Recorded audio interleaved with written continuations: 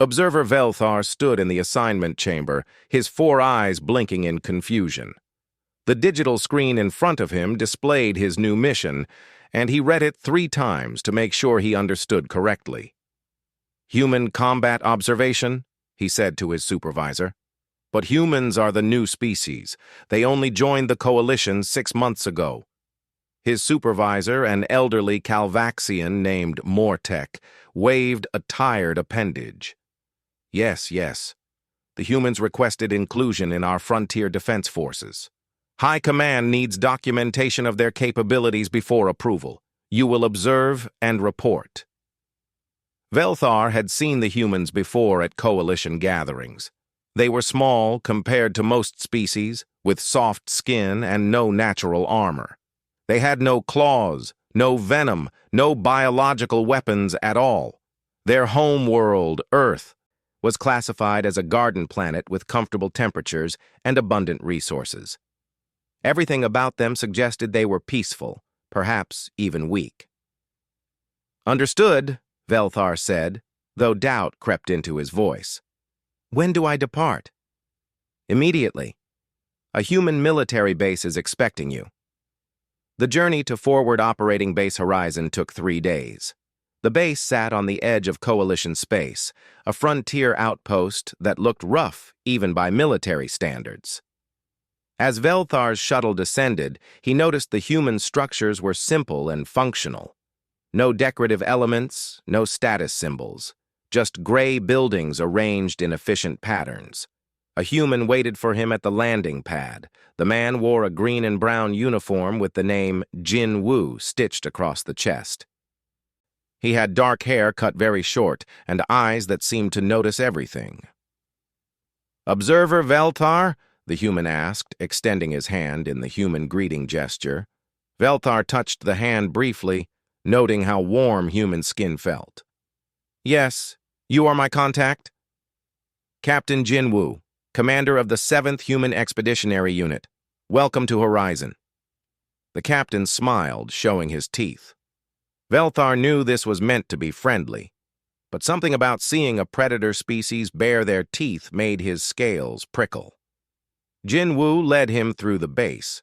Human soldiers moved everywhere, some running in formation while others carried equipment. They all looked alert, but relaxed, as if constant military readiness was normal for them. "You'll be observing my squad during our next operation," Jin Woo explained. "We deploy in 2 days. That gives you time to meet the team and review our equipment." "What kind of operation?" Velthar asked, pulling out his recording device. "Hostile raiders in the Verlian sector. They've taken slaves and built a stronghold. Several coalition forces tried to remove them. All failed." Jin Woo spoke about this the way someone might discuss grocery shopping, with no particular emotion or concern. Velthar stopped walking. "And your unit was assigned this mission? How many soldiers do you command?" "For this operation?" 12. 12? Velthar's voice rose. "The raiders number in the hundreds. They have defensive positions and heavy weapons. Previous forces sent platoons of 40 or more." Jin Woo's smile returned. "Yeah, that's what the brass keeps saying. Don't worry, Observer. We'll get it done." The confidence seemed insane. But Velthar said nothing more. He would document everything and let High Command make their own conclusions. Over the next day, Velthar met the squad members who would accompany him. Lieutenant Yuna was the tactical officer, a woman with sharp eyes and quick movements. She studied maps and data streams constantly, her mind clearly analyzing every detail. When Velthar asked about her battle experience, she listed 7 major operations without emotion, as if reciting a shopping list. Sergeant Hyun handled weapons and looked exactly like what Velthar expected a warrior to look like. Large, muscular, with scars on his arms and a serious expression. But then Hyun laughed at something another soldier said, a genuine warm sound that seemed at odds with his intimidating appearance.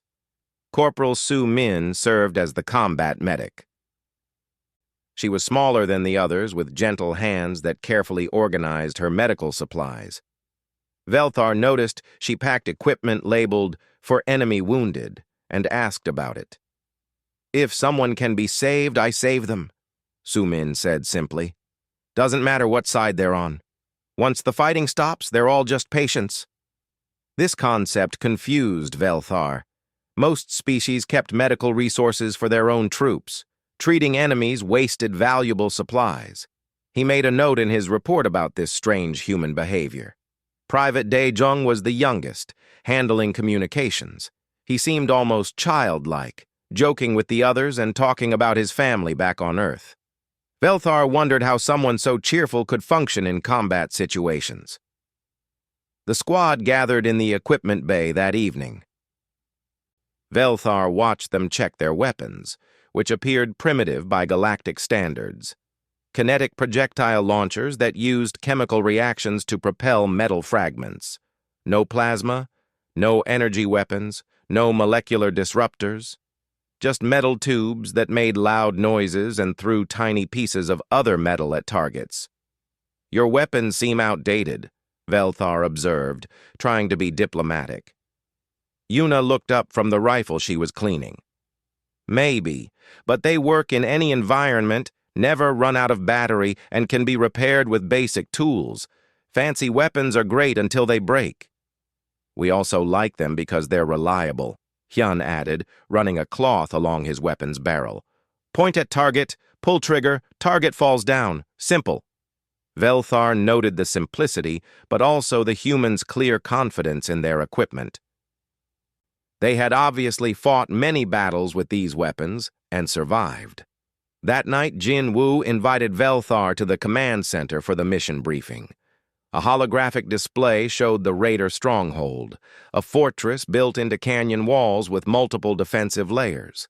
Previous coalition assaults had failed because the Raiders could pin down attackers in the narrow approaches. "We drop at dawn," Jin Woo said, pointing at the display. "Fast insertion, overwhelming force, secure the hostages, neutralize the Raiders." "What about siege equipment? Orbital support?" Velthar asked. "Don't need it. We go in hard and fast. They won't have time to respond properly." The plan seemed suicidal. Velthar wanted to protest, to explain basic military tactics, but he remembered his role. He was here to observe, not advise. If the humans wanted to throw themselves at an impregnable fortress with primitive weapons, he would document their failure for the archives. He returned to his quarters that night and updated his preliminary report. Human forces display concerning overconfidence. Tactical planning appears inadequate. Weapons technology inferior. Predict mission failure with significant casualties. Will document for future training purposes. Velthar settled into his sleeping pod, wondering if he would survive the next day's operation. The humans seemed kind enough, but kindness wouldn't stop Raider plasma bolts. He had seen many species fail at warfare. Tomorrow he would watch humans learn the same lesson. Outside his window, he could see the squad members still working, checking equipment one final time. Private Dae-jung was humming something. A cheerful tune that seemed completely inappropriate for soldiers about to face almost certain death. Velthar recorded one final note. Humans appear to lack proper understanding of danger. Further observation required to determine if this is cultural ignorance or psychological defect. He had no idea how wrong he was. The transport ship shook as it descended through the atmosphere. Velthar gripped his seat restraints, his breathing rapid. Around him, the human squad sat calmly. Some had their eyes closed. Others checked their weapons one last time. Private Dae-jung was humming again, that same cheerful tune from last night. 30 seconds to drop zone, the pilot announced over the communication system. Velthar looked at Captain Jin Woo, expecting to see fear or at least tension. Instead, the captain looked almost bored. Like someone waiting for a scheduled appointment. How could these creatures be so calm? The ship's rear door opened, and morning light flooded in. Below them, Velthar could see the canyon where the raider stronghold was built. Tall rock walls on both sides created a natural fortress. The raiders had added weapons platforms and defensive barriers. It looked impossible to attack. "Go, go, go!" Jinwoo shouted. The humans unstrapped and moved to the door. They jumped out one by one, dropping toward the ground in their insertion pods. Velthar's pod was programmed to follow automatically, so he had no choice but to go with them. The fall seemed to last forever. His pod's small window showed the ground rushing up to meet him. Then, with a tremendous crash, he hit the surface. The pod door blew open, and suddenly, he was on the battlefield. Plasma bolts cut through the air immediately. The raiders had spotted them and opened fire. Velthar's threat sensors screamed warnings. His tactical display showed enemy positions all around them. They were surrounded, outnumbered, in the open with no cover. He waited for the retreat order. Standard military doctrine said to withdraw and call for support. Instead, he heard Jinwoo's voice over the communication channel. "Contact front. Yuna, take your fire team left. Hyun, suppress that gun position. Move, move, move!" The humans charged forward. Velthar couldn't believe what he was seeing. Instead of taking cover or retreating, the humans ran toward the enemy fire. But they didn't run blindly. They moved in pairs, one person running while the other fired. Then they switched. It was like watching a coordinated dance, except with bullets and explosions.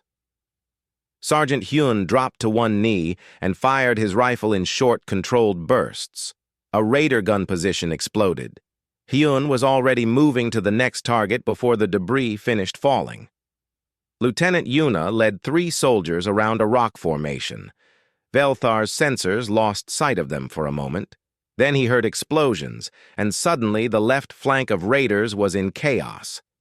Yuna's voice came over the radio, calm and steady. "Left approach clear. Moving to secondary positions." Velthar tried to process what was happening. His tactical training said this was impossible. The humans had no numerical advantage. No superior weapons, no heavy armor. They should be pinned down or dead by now. Instead, they were advancing. A plasma bolt hit the ground near Private Daejung, throwing dirt and rock into the air. The young human stumbled, but kept running. He dove behind a boulder and immediately started working on his communication equipment, establishing a network link with the others. "All channels secured," Daejung reported, his voice slightly breathless but steady. "Enemy communications are jammed." Jammed? Velthar hadn't even realized the humans had electronic warfare capabilities. They were fighting on multiple levels at once, physical and digital. Corporal Su Min moved with her fire team, her medical pack bouncing on her back. She fired her rifle when needed, but primarily stayed behind the others, watching for injuries. When one soldier took a glancing hit to the shoulder, she was there in seconds, applying a quick seal to the wound. "You're good," she told the soldier. "Keep moving!" The wounded soldier nodded and continued fighting. No evacuation, no stopping. The injury that would have removed most species from combat seemed to barely slow the human down. Jinwoo moved through the battlefield like he could see the future. He anticipated where enemies would appear and was already aiming when they showed themselves. Raiders fell with precise shots, one after another. The captain's face showed intense concentration, but no panic, no fear. Velthar followed behind the squad, his recording devices capturing everything. His mind struggled to categorize what he was witnessing. This wasn't combat as he understood it. This was something else, something predatory. The humans reached the stronghold's outer wall. Raiders fired down from defensive positions, but Hyun threw small cylindrical objects that exploded with tremendous force, destroying the gun positions. Yuna coordinated an assault on the main entrance, while another team scaled the wall using climbing equipment. "Breaching in 3, 2, 1, Jinwoo said. The door exploded inward. Humans poured through the opening. Velthar heard gunfire, shouts, and more explosions from inside. His tactical display became confused by all the signals. He rushed to follow, not wanting to miss any observations. Inside the stronghold, chaos ruled. But it wasn't the chaos of confusion. It was controlled chaos. The humans moved through the corridors like water flowing downhill, taking the path of least resistance, but always moving forward. They communicated in short, quick words. "Room clear. Contact right. Moving up. Reloading." Each phrase meant something specific. The squad worked like a single organism with many bodies. When one person reloaded their weapon, another was already covering them. When someone spotted an enemy, others were already moving to advantageous positions. Velthar watched a raider charge at Lieutenant Yuna from a side corridor.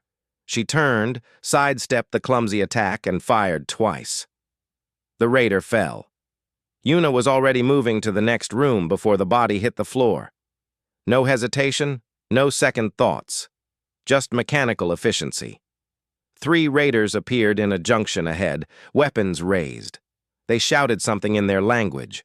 Velthar's translator caught the word surrender. They wanted the humans to surrender.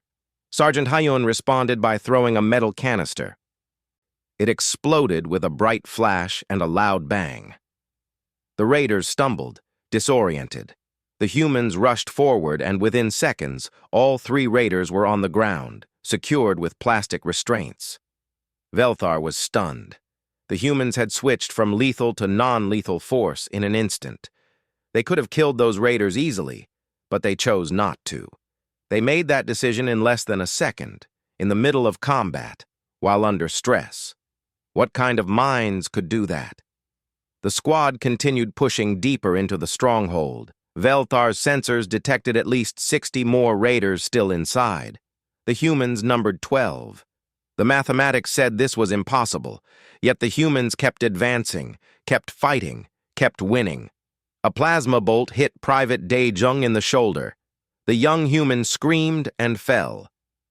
Velthar felt a moment of grim satisfaction. Finally, the humans would learn reality. You cannot fight impossible odds. But Corporal Su-min was already there, pulling Dae-jung behind cover. She cut away his uniform, revealing burned skin beneath. She injected something into his arm, applied a gel to the wound, and wrapped it with synthetic bandages. The whole process took maybe 30 seconds. "Can you continue?" she asked. Dae-jung tested his arm, wincing. Yeah, I'm good." "Then let's keep moving." They were up and fighting again within a minute. Velthar watched the injured human take position and continue providing communication support. The pain must have been incredible, but Dae-jung simply worked through it. Jinwoo's voice cut through the radio chatter. "Second floor clear. Third floor in progress. Hostage location confirmed." They were ahead of schedule. Somehow, impossibly, the humans were winning. Velthar updated his report with trembling appendages. Everything he thought he knew about warfare was wrong.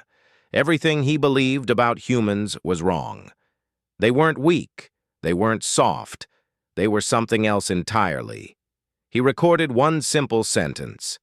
Human combat capability severely underestimated. Recommend immediate classification upgrade. But even that seemed inadequate. As he watched the humans continue their relentless advance, clearing room after room with brutal efficiency, he realized the truth. He wasn't observing human combat. He was watching a slaughter, and the humans were the ones doing the slaughtering. The third floor of the stronghold was different from the lower levels. Here, the raiders had prepared better defenses.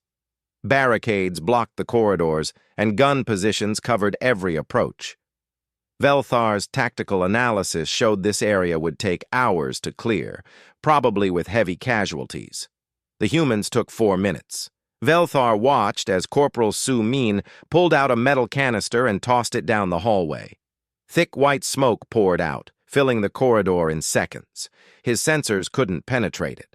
Thermal vision showed nothing useful. The smoke blocked everything. "Moving," Jinwoo said quietly.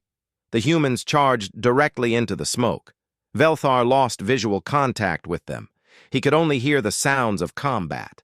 Gunfire echoed. Raiders shouted in confusion. Human voices called out positions and targets in their clipped, efficient language. Then silence. The smoke began to clear. Velthar moved forward carefully, his recording devices capturing everything. What he saw made his blood run cold. 10 raiders lay on the floor, either dead or secured with restraints. The humans stood among them, already reloading their weapons and moving to the next section. The entire fight had lasted less than a minute. Velthar hadn't even seen most of it happen. "How?" he asked, his voice shaking. "How did you do that?" Lieutenant Yuna glanced at him while checking her weapon. "We train for low-visibility combat. Smoke, darkness, sandstorms. You learn to fight with more than just your eyes." "But you couldn't see either." "No, but we could hear. We could feel the air movement. We know where our teammates are at all times." She tapped her helmet. "Plus, we have each other's positions on tactical display. We don't need to see the enemy if we know where our friends are. Everything else is a target." The logic was sound, but it required incredible trust and coordination. Velthar had never seen any military force operate with such precision in zero-visibility conditions. They moved deeper into the 3rd floor. The raiders were getting desperate now. Velthar could hear it in their radio chatter, which Daijung had intercepted and was translating. They knew the humans were coming. They knew their defenses were failing. Fear had entered their voices. 3 raiders jumped out from a side room, weapons firing wildly. It was a panic move, a last desperate attempt. Sergeant Hyun reacted faster than Velthar's sensors could track. 3 shots perfectly placed. The raiders dropped. But this time, something different happened. After the room was clear, Sumin went to check the bodies. One raider was still alive, gasping for breath. Without hesitation, she pulled out medical equipment and began treating the wound. "What are you doing?" Velthar asked. "He's an enemy." Sumin didn't look up from her work. "He's no longer a threat. That makes him a patient. I took an oath to preserve life where possible." She worked quickly, sealing the wound and injecting something for pain. The raider stared at her with confused eyes, unable to understand why his enemy was saving him. "You'll live," Sumin told him in broken Galactic Standard. "Stay down. Don't fight anymore." She stood and continued with the squad, leaving the wounded raider behind. Velthar couldn't process this behavior. In the same minute, the humans had killed 2 enemies and saved a 3rd. They switched between roles so quickly, warrior to healer, killer to savior. What kind of species could hold such contradictions in their minds? The squad reached a large chamber, some kind of common area for the raiders. 15 enemies waited inside with heavy weapons. The doorway was the only entrance, and it was covered by multiple firing angles. It was a perfect defensive position. Jinwoo looked at the situation for maybe 3 seconds. "Hyun, breach charges. Yuna, left entry team. I'll take right. Daejung, overwatch. Sumin, hang back for casualties." "Captain," Velthar said desperately, "this is suicide. They have perfect position. You cannot assault through a single entrance against superior numbers." Jinwoo smiled that unsettling human smile. "Observer, watch and learn." Hyun placed explosive charges on the wall, not the door. The walls, Velthar realized with shock. They were going to make their own entrances. 3, 2, 1, execute, Jinwoo counted down. The charges exploded. 3 new holes appeared in the walls. The humans poured through all of them simultaneously. The raiders had been watching the door. They never expected attacks from 3 different walls at once. The chamber erupted in chaos. Raiders tried to reorient their weapons, but the humans were already among them. Velthar watched Yuna move like flowing water, ducking under a raider's swing and putting 2 rounds into his chest. She spun to face another enemy and dropped him with a headshot. Sergeant Hyun used his rifle as a club, smashing a raider in the face when he got too close, then shooting another raider 3 meters away. The weapon was both a ranged and melee tool in his hands, switching purposes in a fraction of a second. Private Dae-jung fired from the original doorway, providing covering fire. His shots were careful and precise, hitting raiders who tried to flank the assault teams. The young human, who had seemed so cheerful and innocent, was now a calculated killer. Jin-woo moved through the room like a force of nature. He seemed to have a sixth sense for danger, always turning to face threats before they could fire. Raiders fell around him, and he never stopped moving, never stopped shooting. 15 enemies, 12 humans. The fight lasted maybe 45 seconds. When the smoke cleared, all the raiders were down. Some dead, some wounded, some surrendered. The humans had taken the room with 0 casualties to themselves. Velthar checked his sensors again, certain there must be an error. But no, the readings were correct. The humans had just accomplished something that military theory said was impossible. "Room clear," Yuna reported, moving to next objective. They didn't celebrate. They didn't rest. They just kept moving. Velthar noticed something else. The humans were breathing hard now, showing signs of fatigue. They weren't machines. They got tired like any other species. But they kept pushing forward anyway, driven by something Velthar couldn't understand. "Why?" he asked Jin-woo. "Why do you keep fighting when you're tired? Why risk yourselves for colonists you don't even know?" Jin-woo checked his weapon's ammunition count. "Because someone has to. Those colonists can't free themselves. The raiders won't stop on their own. So we do it. That's what soldiers do. But your people have so much to lose. You could be injured or killed. Your families would suffer." "Yeah," Jin-woo nodded. "That's why we're good at this. We know exactly what we're risking. We understand the cost, but we also know the cost of doing nothing. We saw what happens when good people stand by and let bad things happen. Our history is full of those lessons." Velthar didn't understand. Most species fought for territory, resources, or survival. The humans fought for ideals, for people they had never met, for abstract concepts like justice and duty.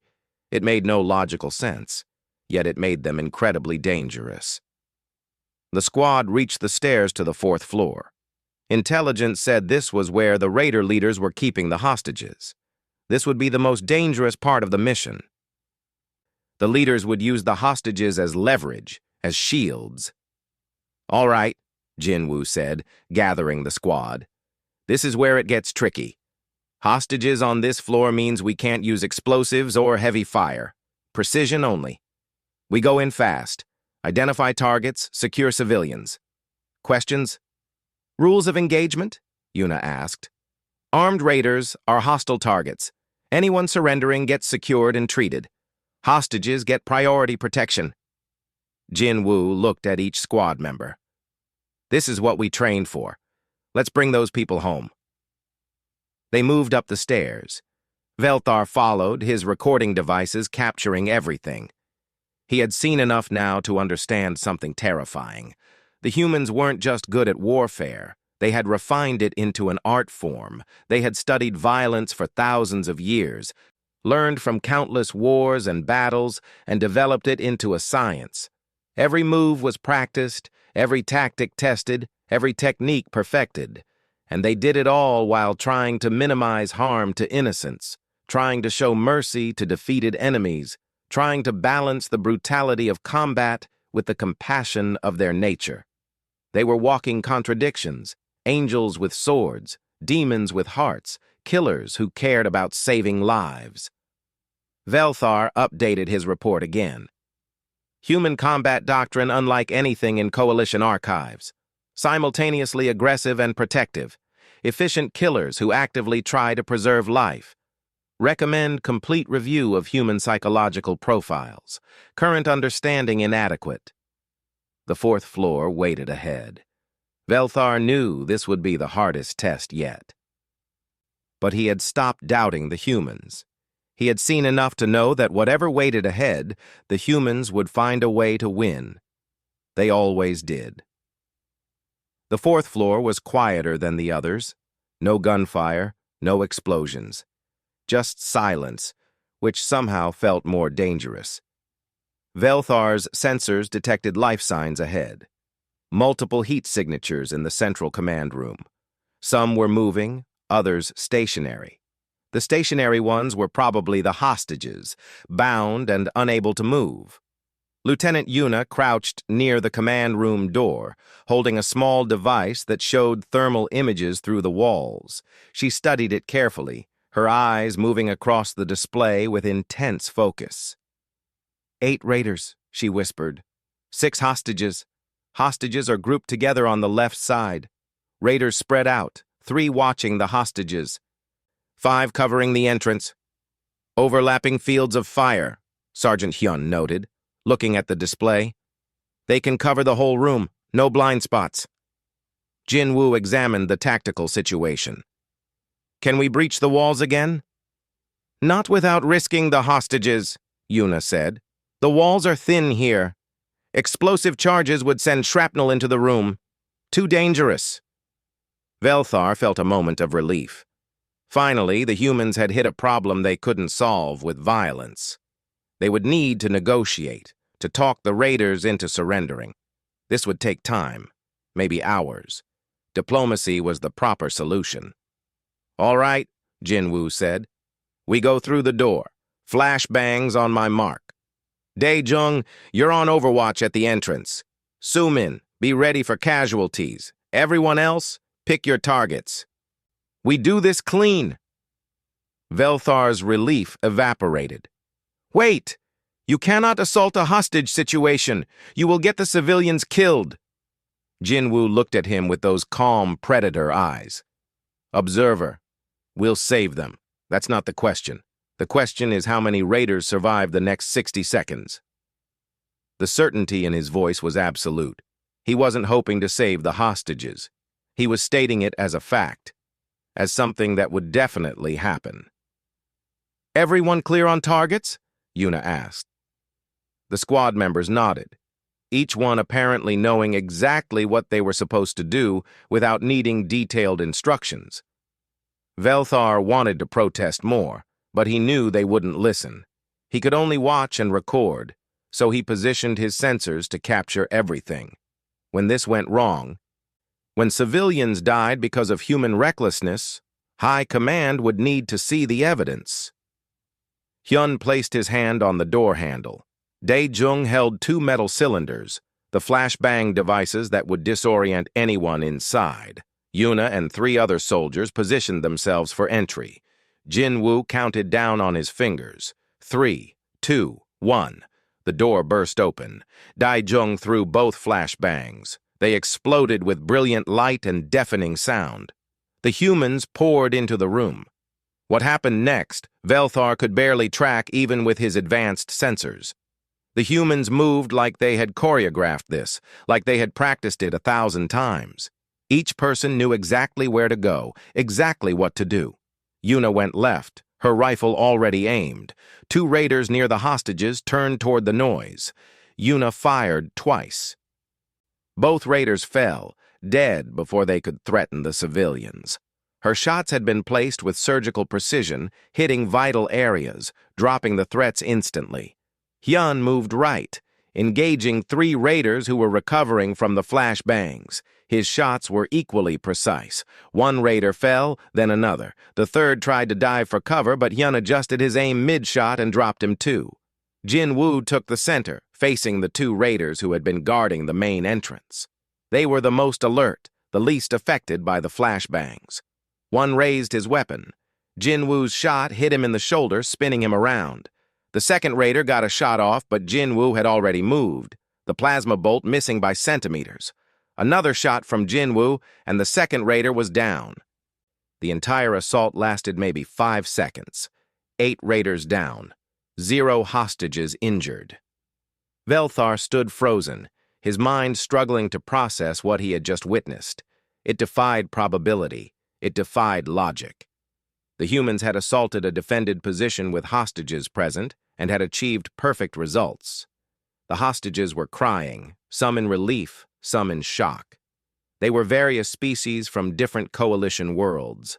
All of them had been held captive for weeks, according to intelligence reports.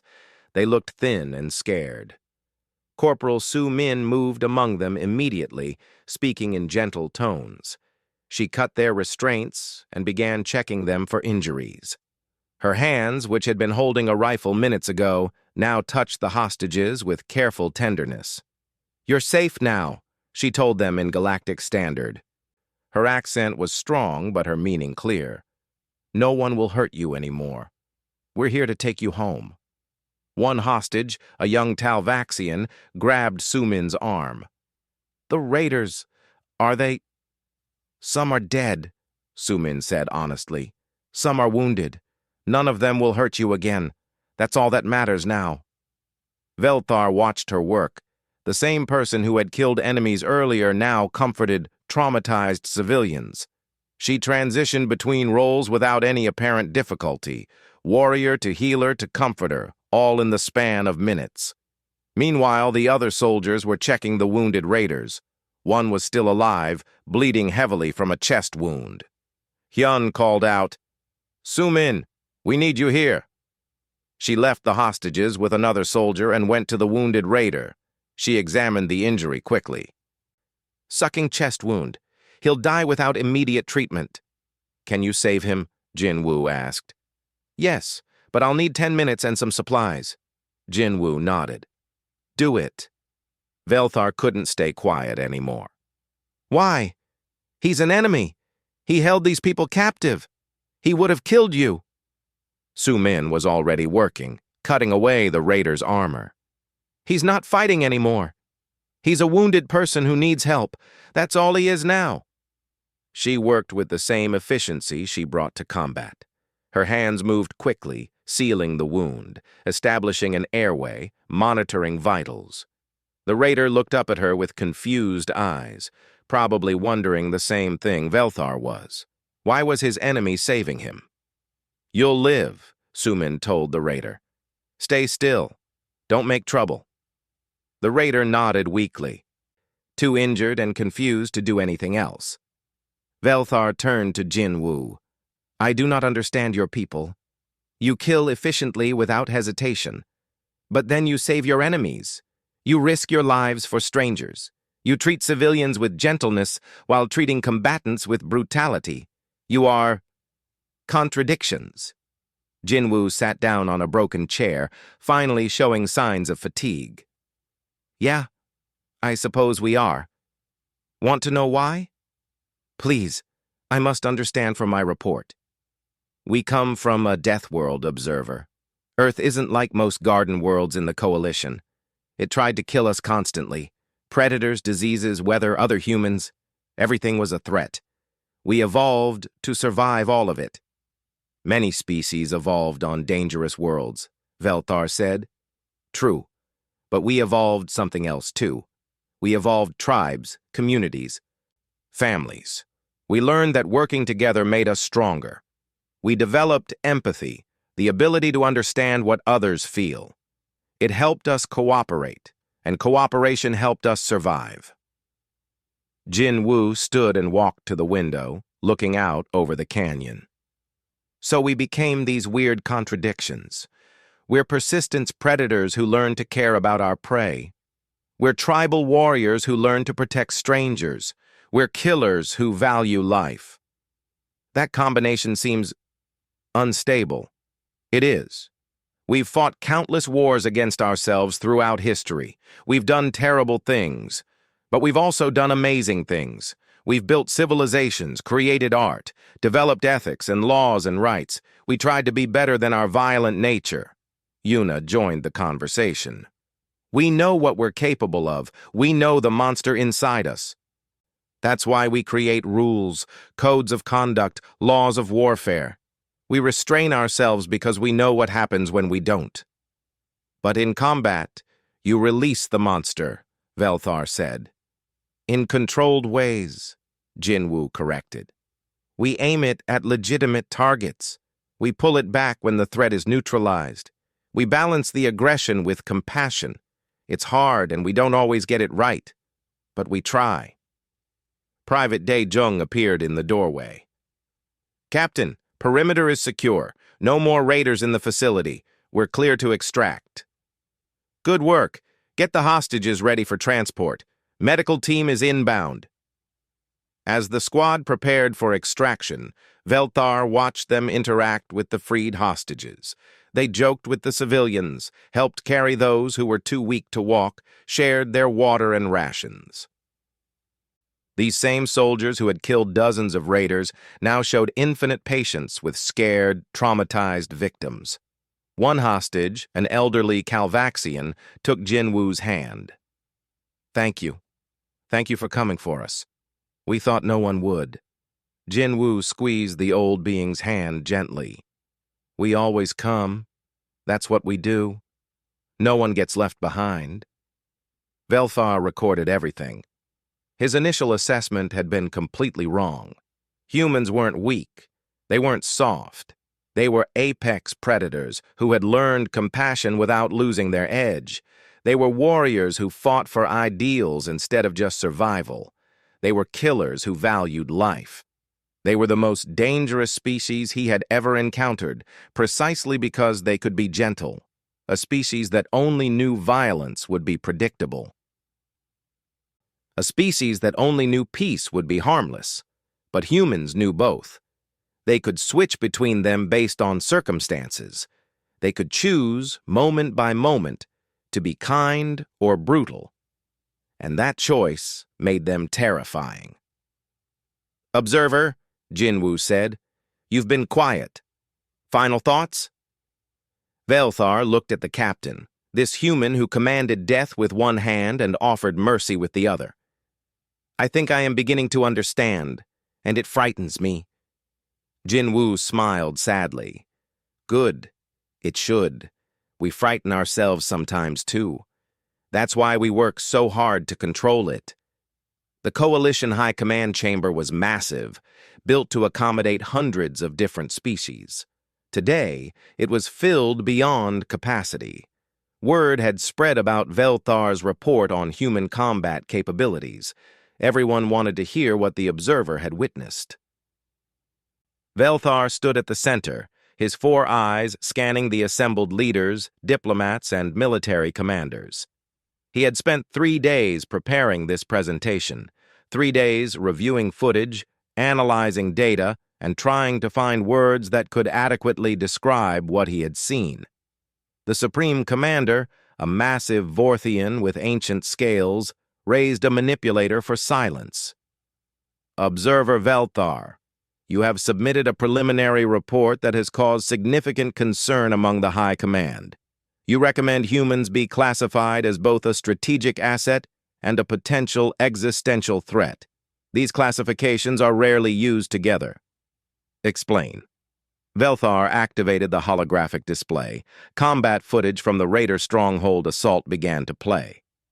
The assembled beings watched in silence as the 12 humans systematically dismantled a fortress that had repelled Coalition forces for 3 years. "Honored Command, I was sent to observe humans in standard combat operations. What I witnessed was not standard by any definition we currently use." The footage showed Sergeant Hyun dropping raiders with precise shots, moving through enemy fire with impossible timing. It showed Lieutenant Yuna coordinating the assault with split-second decisions. It showed the entire squad operating with efficiency that seemed to defy natural limits. Mission completion time was 4 hours, 13 minutes, Velthar said. Previous Coalition assaults averaged 48 hours before withdrawal. Casualty ratio was 56-1 in humanity's favor. Previous Coalition assaults never achieved better than 3-1. Civilian survival rate was 94%. Previous assaults never exceeded 60%. Murmurs spread through the chamber. An admiral from the Palaxian fleet stood. "These numbers must be errors. No force of 12 can achieve such results against hundreds of entrenched enemies." "I verified the data 3 times, Honored Admiral. The numbers are accurate. The humans achieved these results with primitive kinetic weapons, no armor support, and no orbital bombardment." Velthar advanced the footage to the hostage rescue. The High Command watched as the humans stormed the room, neutralized 8 raiders in 5 seconds, and saved all 6 hostages without injury. "This precision is impossible," another commander said. "There must have been luck involved." "I thought the same," Velthar admitted. "So I reviewed human military history. This was not luck. This was training, experience, and doctrine refined over thousands of years of near-constant warfare." He pulled up historical data on human conflicts. The display showed wars, battles, and military innovations spanning from ancient times to their present era. Stone weapons to kinetic firearms. Individual combat to coordinated armies. Thousands of years of fighting, learning, adapting. Humans have been at war for most of their recorded history. They fought each other, their environment, predators, diseases. They developed warfare into a science. Every tactic they use has been tested in real combat. Every technique has been proven effective through actual use. A Talvaxian diplomat spoke up. "But observer, many species have violent histories. What makes humans different?" Velthar had thought about this question for days. "Two things, honored diplomat. First, humans never stopped fighting. Most species achieve peace after their unification. Humans continued warfare even after creating global governments. They fought over resources, ideals, territory, religion. They never lost the edge." He paused, choosing his next words carefully. "Second, and more importantly, humans developed ethics and morality without losing their capacity for violence. They created rules for warfare. They established protections for civilians and prisoners. They built a moral framework around killing." The footage showed Corporal Su Min treating a wounded raider after the battle. It showed the squad helping freed hostages, sharing rations, providing comfort. Humans can switch between extreme violence and extreme compassion in seconds. They make moral decisions in the middle of combat. They choose who lives and who dies based on constantly evaluated criteria. This cognitive flexibility is unprecedented. Supreme Commander leaned forward. "You said they are both an asset and a threat. Explain the threat assessment." Velthar had been dreading this part. "Honored Command, humans currently number approximately 11 billion across multiple colonies. Their industrial capacity is substantial. Their technological advancement is rapid. But the real threat is their mindset." He pulled up psychological profiles. "Humans have a concept they call righteous anger. When they believe a cause is just, they become nearly unstoppable. They will sacrifice themselves, their resources, everything, for ideals they believe in. They fought wars on their own world that lasted decades, sometimes generations. They never quit." "So we should restrict their military expansion?" asked a general. "That would be the wrong approach," Velthar said quickly. "Attempting to contain humans would likely trigger the exact response we fear. They react poorly to oppression or perceived injustice. Restricting them would turn them from allies into enemies." "Then what do you recommend?" Velthar took a breath. This was the crucial moment. Full integration into the coalition defense forces. Give them responsibility, resources, and authority. Make them stakeholders in coalition security. Humans protect what they consider theirs. If they see the coalition as their community, they will defend it with the same ferocity they showed in the Verlian sector. The chamber erupted in debate. Some agreed, others protested. The arguments continued for several minutes before Supreme Commander called for order again. "Observer Velthar, you have spent more time with humans in combat than anyone here. Final assessment. Are humans allies or enemies?" Velthar thought about Captain Jin Wu explaining human nature, about Lieutenant Yuna's precision and control, about Corporal Su Min's compassion for friend and enemy alike, about young Private Dae Jung continuing to fight despite his wounds. "Both, honored Commander. Humans are simultaneously the best allies and the worst enemies any species could have. They make that choice themselves moment by moment, based on how they are treated and what they believe is right. He advanced the footage one more time, showing the squad escorting freed hostages to safety. The humans looked exhausted, wounded, but satisfied. They had accomplished their mission exactly as promised. Our only option is to ensure we remain on the side they choose to protect, rather than the side they choose to destroy. We must earn their loyalty, respect their values, and never give them reason to see us as enemies. Supreme Commander was silent for a long moment. Finally, the ancient being spoke. The vote will proceed tomorrow. High Command will decide humanity's role in coalition defense forces. Observer Velthar, your report will be distributed to all members. You have given us much to consider. The session ended. As the chamber emptied, various officials approached Velthar with questions. He answered them all, though his mind was elsewhere. He was thinking about his final conversation with Jin Wu before leaving the human base. "What will you tell them?" Jin Wu had asked. "The truth, that your people are dangerous, effective, and utterly committed to protecting those you consider under your care." "And that scares them?" "Terrifies them, Captain, but I will also tell them that fear can be the foundation of respect, if properly directed." Jin Wu had smiled. "Good. We don't need people to love us. We just need them to understand we keep our promises. We promised to free those hostages. We did. If we promised to defend the coalition, we'll do that too." Now, standing in the emptying command chamber, Velthar added one final note to his report. A personal observation that wouldn't appear in the official record, but that he needed to document for his own understanding. Humans call what I witnessed Tuesday. They have thousands of years of history filled with such operations. They consider this level of violence and compassion normal, routine, just another day of work. This is not their maximum capability. This is their baseline. He paused, his manipulators trembling slightly as he typed. "We invited persistence predators into our coalition. We asked apex hunters to join our peaceful federation. They agreed, bringing all their capacity for violence and all their commitment to protection. We cannot control them. We cannot predict them. We can only hope to remain worthy of their protection rather than becoming targets of their aggression. May the universe help any species that makes humanity truly angry. I have seen what they do to enemies. It is efficient, brutal, and absolute. But I have also seen what they do for friends. It is protective, compassionate, and equally absolute. Humanity is not a soldier species. They are survivor species who learn to fight. And survivors never quit, never surrender, never stop adapting.